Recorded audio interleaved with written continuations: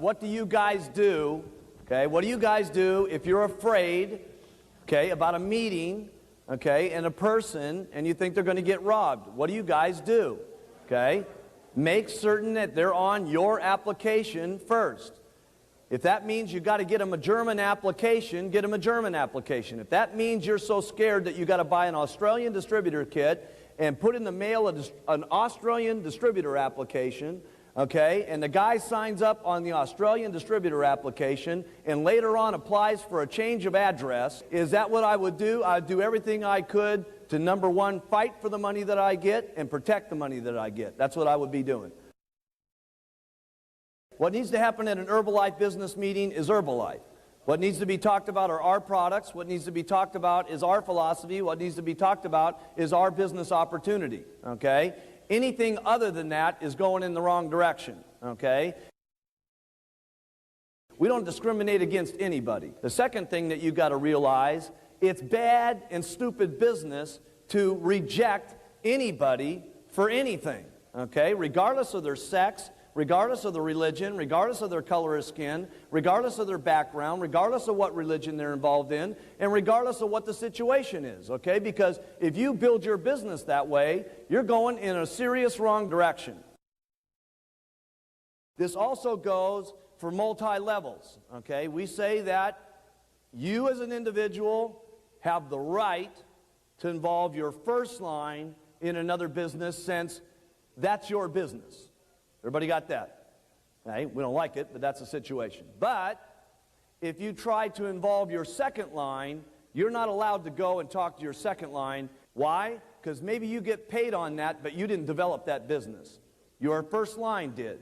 So if you go start attacking your second line to try to get them involved in something else, okay, or you're now invading the privacy of the person who sponsored them. We say you can't do that, all right? If you go raid anybody else's organization and start getting them into the thing, okay? There's a couple things that happen. Number one, you can't participate in production bonuses. And number two, when we find out about it, okay, and you guys let us in on the know on it, there's most of the time, okay, if the organization's getting real hurt, we'll stop the checks, okay, even though it may not be able to be done in some areas, okay? You guys get it to us. We feel serious about it. We'll hold up the money and try to slow up the process, okay, of these guys raiding your organization.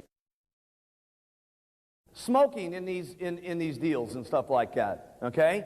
You guys got to start remembering who and what you are. Jim Rohn said something at the end of the deal here that was very important. Sometimes you guys don't realize what impact you have on the people that you're around because you've been living with yourself day to day to day to day, and you're becoming more. People are seeing you different. People are respecting you different. And sometimes you don't even realize yourself who and what you are have an impact on a lot of people that you're around, okay? So you guys have to be very mindful, okay, of what you're doing. How you look, how you dress, how you act, what you do in front of the people that you're around. This includes doing stuff that's not necessarily great looking for our business. Let's start acting like millionaires. Let's start thinking like millionaires. Let's start being millionaires before we get there and stuff like that. That's what I had to do, okay? I had to start talking about millions before there was millions. I had to start talking about big checks before there was big checks. I had to start talking about big business before there was big business, okay? Let's start being more than what we are, and at the same time, let's be mindful of what we are. There's a couple of ways to recruit that I just want to remind you of here. No question, one way is first-line recruiting. But there's also what's called secondary recruiting. So my goal always was, after I went through my circle of influence, doing every single thing I could to try to first-line recruit, which meant I was doing everything, by the way. And for those of you that don't do everything, you should at least know everything as leaders so that you can pass out the menu to everybody. What do I mean by that? Some of you, if you don't ever learn this, fine. Can you get rich without what I'm telling you? Yes. Can you get richer with what I'm going to tell you? No question about it. Some of you are good at only handing out flyers. That's what you are good at.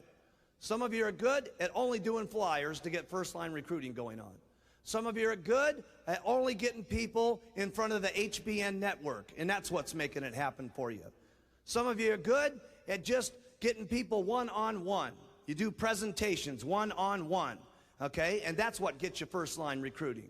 Some of you are good at doing this mailing program that you got going on, okay? This direct mail response deal that some of you are doing out here in the audience. And that's what's making it score for you, okay? There's a lot of different things. Some of you only recruit off your buttons. But I'll tell you what you're going to make a big mistake at as leaders if you don't know. Knowing the menu. See, if you only continually be good at flyers, and that's all you ever tell anybody about, flyers, flyers, flyers, flyers, flyers, flyers, flyers, guess what? Out of 10 people, there's going to be 7 of them that don't like flyers, that join your companies.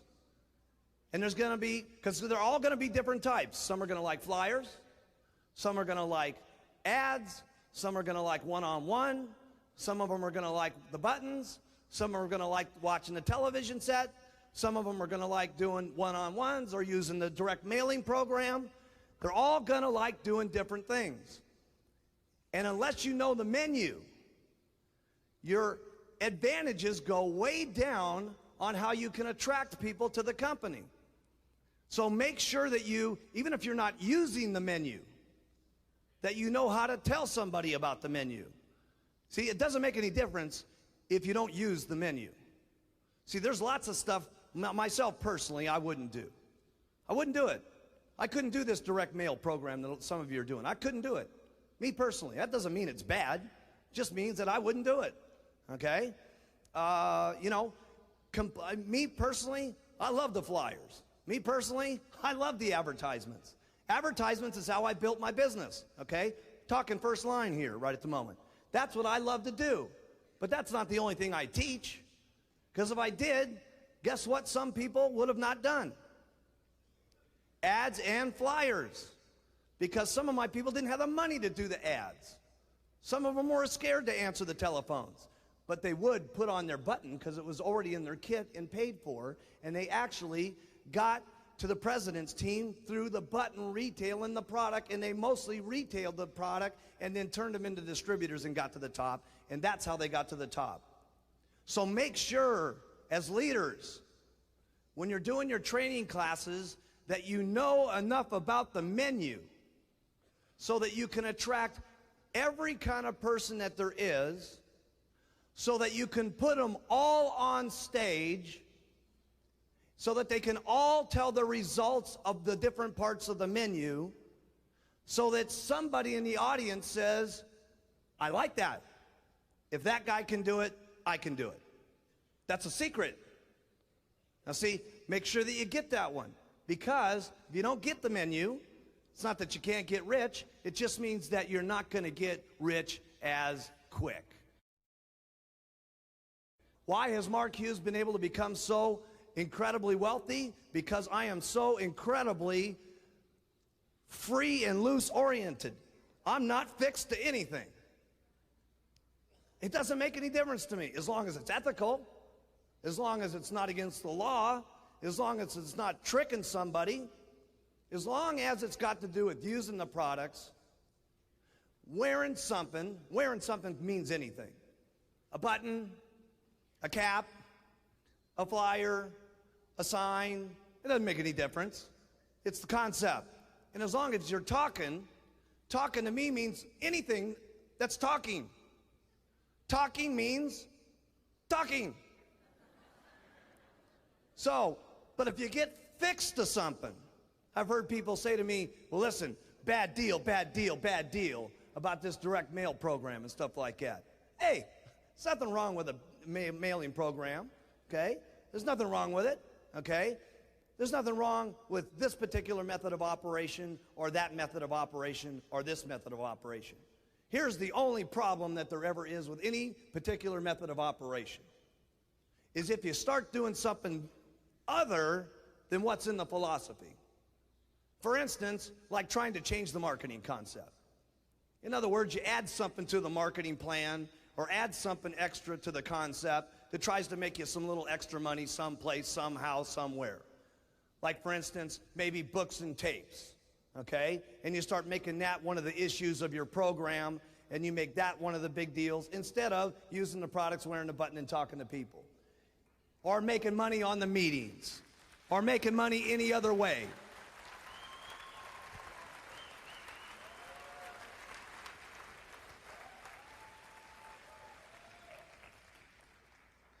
See, as long as you keep it flexible and it stays within the concept, that's important.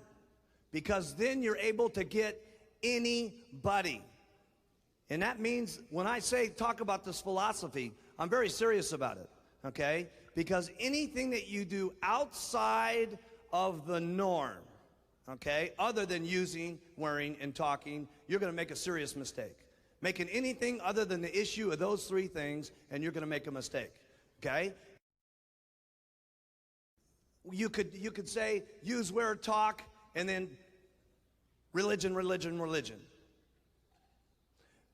I don't care what your religious beliefs are, okay? Have every kind of religious belief you want to. But if you start making that part of your pitch, okay, and you start making that part of your program, guess who you just didn't get?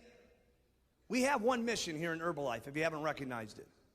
It is making a better world for people to live in, taking better nutrition to the world, okay?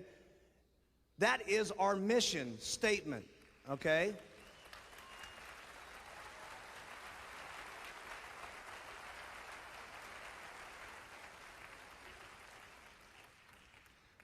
Everybody's got the freedom of believing in everything that they want, okay? But it's not use the products, wear the button, use the products, wear the button, talk to people, and see the Pope, okay? Because when it's use the products, wear the button, talk to people, see the Pope, guess who you're not going to get? The Jewish community. You see? The Arabics that are going to be involved in the company, okay? Any kind of person that you want to talk about. It's freedom of your choice to do with whatever your life that you want it to be. But if you really want to affect the world, you've got to be loose about it and not put out your other hang-ups on other people.